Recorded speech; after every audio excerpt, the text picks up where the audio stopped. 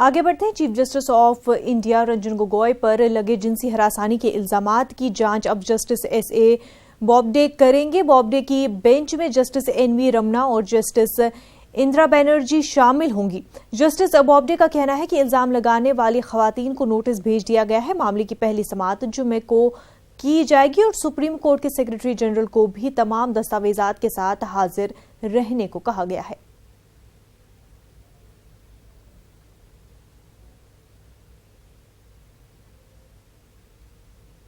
वज़ीर-ए-आज़म नरेंद्र मोदी आज मगरबी बंगाल और झारखंड में मुख्तलिफ जगहों पर अवामी रैलियों से खिताब करेंगे। 10 बजे पीएम मोदी राजभवन से बिरसा मुंडा एयरपोर्ट के लिए रवाना हो जाएंगे। 11 बजे लोहरदगा में अवामी जलसे से खिताब करेंगे। यह अवामी जलसा BS कॉलेज मैदान में मुनक्किद किया जा रहा है।